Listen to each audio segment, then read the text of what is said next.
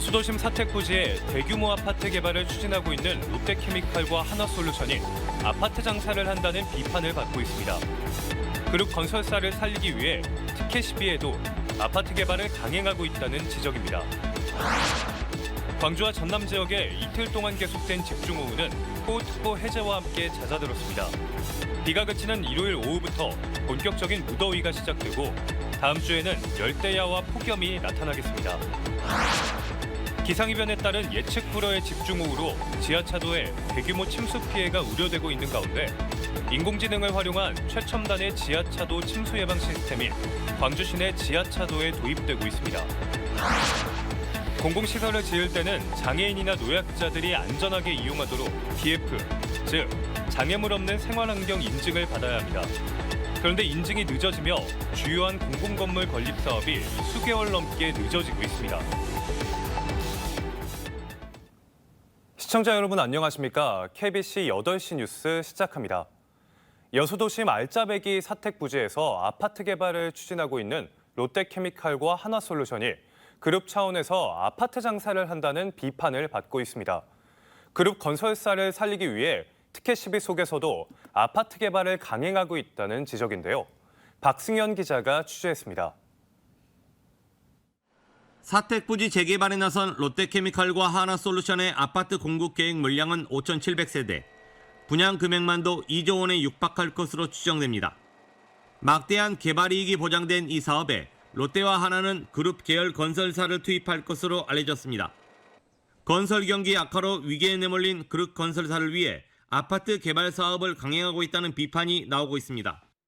일반 분양화 시켜서 매출을 극대화시키는 것을 계속해서 추진할 거라고 보고 거기에 대해서 이익이 발생해야지만 본인들도 살 것이다 이렇게 생각하는 것 같습니다.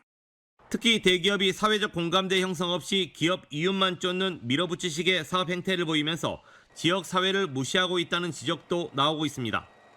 여기에 기반 시설로 지어야 할 SOC 사업을 사회공헌 사업으로 둔갑시키는 꼼수까지 부렸다며 대기업이 돈벌이에 혈안이 됐다는 비판의 목소리가 커지고 있습니다. 한 도시의 운명을 가를 사택 재개발 문제인데도 여수시는 의견 수렴도 없이 대기업의 서류를 접수받아 건축 행정 절차를 진행하고 있습니다. 우리 시민들을 위해서 사회공헌할 수 있는 것이 무엇인가? 도로 확장이라든가 공원 조성은 당연히 건설사가 해야 될 목입니다. 진지하게 우리 시민들이 원하는 사회공헌을. 그룹 건설사를 살리기 위해 사택 재개발에 열을 올리고 있는 롯데와 하나. 노후 설비로 지난 50년 동안 사고가 끊이지 않고 있는 여수한단 공장 설비 투자에는 인색한 모습을 보이면서 지역민들의 신뢰를 저버리고 있습니다.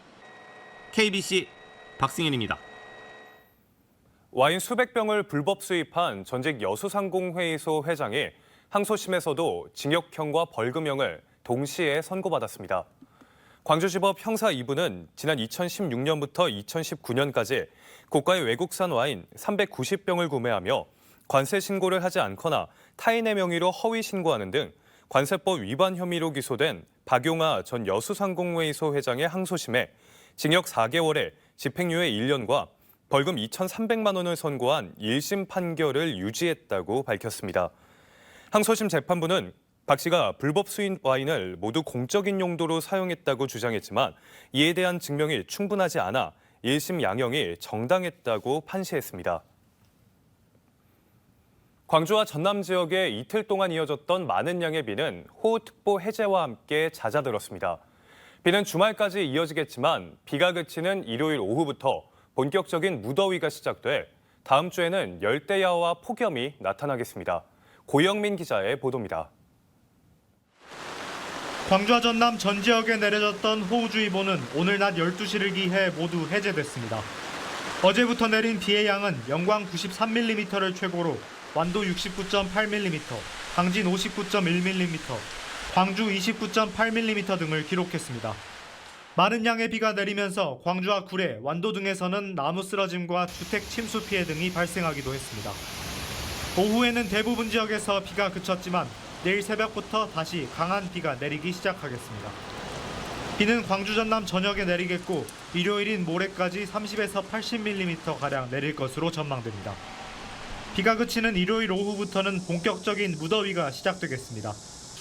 구례 33도를 최고로 화순 32도, 광주와 순천 31도 등 29도에서 33도 분포를 보일 것으로 예상됩니다.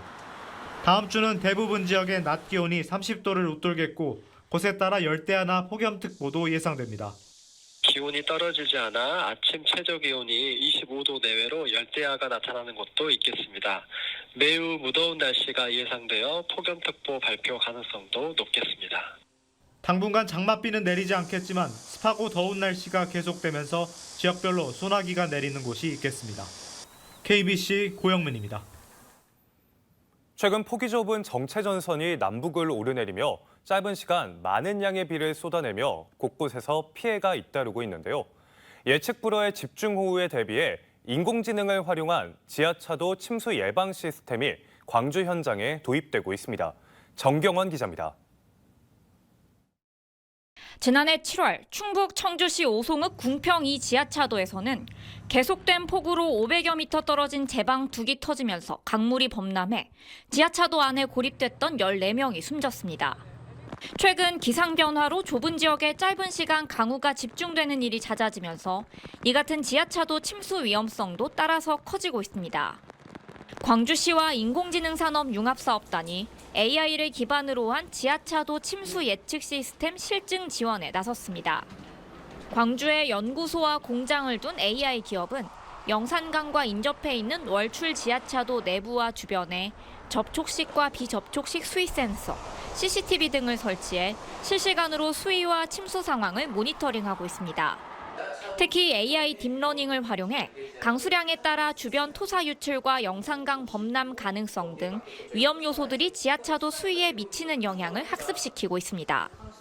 지하차도에 영향을 줄 수 있는 것들을 저희가 실질적으로 실시간으로 모니터링을 하고 있습니다. 이렇게 학습된 데이터를 기반으로 해서 강수량 대비 어느 정도 지하차도에 영향을 줄 수 있는지를 저희가 이제 모델링을 하고 있는데요. 향후에는 AI 국가 데이터센터와 연계해 학습을 더 고도화할 예정입니다. 이를 통해 이곳뿐 아니라 다른 지하차도의 침수 예방을 위해 사용될 수 있을 것으로 기대됩니다. 그 서버에 있는 데이터들이 AI 데이터 센터에 들어오게 되고 그걸 학습시키게 되면 고도화된 예측 시스템이 가능하거든요. 그런 침수 예측 시스템을 좀 더 활발히 이용할 수 있게 되는 거죠. 광주시와 AI 사업단은 집중호우 등 다양한 도시 문제를 AI 기술을 활용해 해결할 수 있도록 도시 단위 실증 공간을 제공하는 등 기술 개발과 실증 지원을 이어갈 계획입니다. KBC 정경원입니다. 마이크로소프트 클라우드 서비스에 장애가 발생하며 국내 일부 저비용 항공사의 발권 시스템도 먹통이 됐습니다. 광주공항에서는 오늘 오후 예정된 한편의 제주항공, 제주행 비행기의 발권 시스템에 오류가 발생해 수기 발권을 통해 체크인이 진행됐습니다. 이로 인해 수속 대기 시간도 일부 지연됐습니다. 다행히 무안공항에는 오늘 오후 예정된 제주항공 항공편이 없어 운항에 차질이 빚어지지 않았습니다. 중요 지명 수배 명단에 이름을 올린 성폭행범이 도주 18년 만에 경찰에 붙잡혔습니다. 목포경찰서는 지난 2006년과 2007년 2년 동안 전남 일대에서 성폭행과 특수강도 범행을 저지른 뒤 도주 행각을 벌이다 경찰청 중요 지명 피의자 종합공개 수배 명단에 오른 50대 A씨를 긴급 체포해 조사하고 있습니다.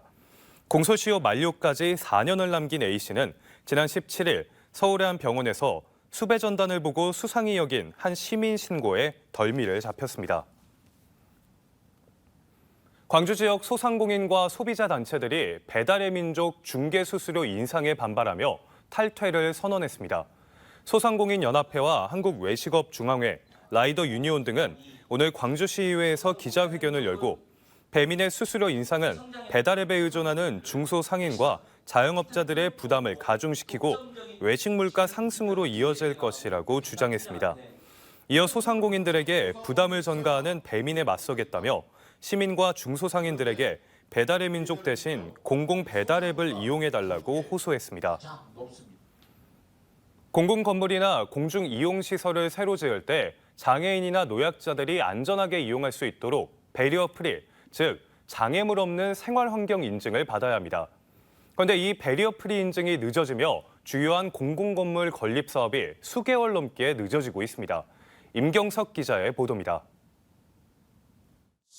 주차장으로 변한 광주 서구의 한 공터. 당초 지난해 말에는 다목적 센터 공사를 시작할 계획이었지만 아직 첫 삽도 뜨지 못했습니다. 장애인이나 노약자들이 편하게 이용할 수 있도록 시설물들은 설계 단계의 BF 예비 인증을 받아야 하는데 이 절차가 늦어진 탓입니다. 인근에 위치한 커뮤니티 센터는 준공을 마치고 BF 본인증을 신청한 지 10달이 지났지만 여전히 결과를 기다리고 있습니다. 인증 업무를 볼 기관이 전국에 9곳, 광주 전남에는 한 곳에 그치기 때문입니다. 전국에서 이제 이런 사업 BF 인증을 받기 위해서 수요는 많고 인증 기관은 이렇게 적다 보니까 길어진 부분이 있더라고요. 보통 한 8개월 이상 그렇게 소요가 된다고 하네요.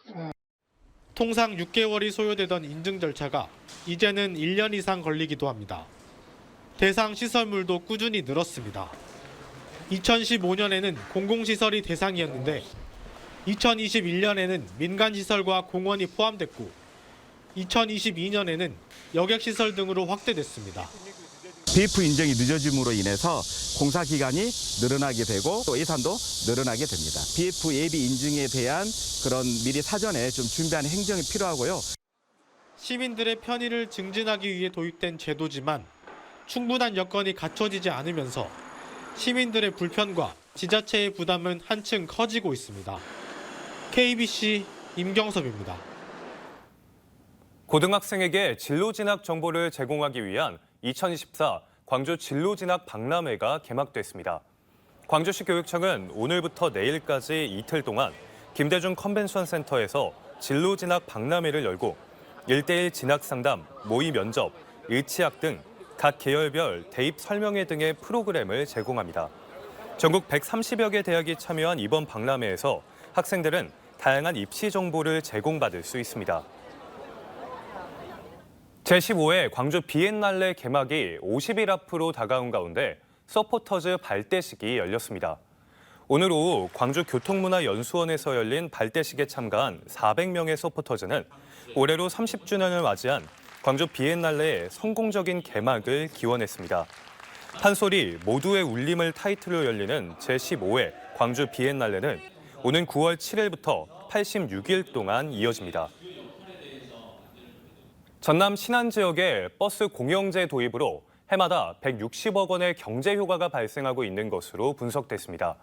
신안군은 버스 공영제 도입 16년 동안 이용객과 군민 이동량의 증가, 지역 상권 활성화 등 효과를 화폐적인 가치로 환산한 결과 시행 이후 지금까지 2,333억 원의 경제적인 효과를 냈으며 이를 연단위로 환산하면 160억 원의 경제 효과를 거뒀다고 밝혔습니다.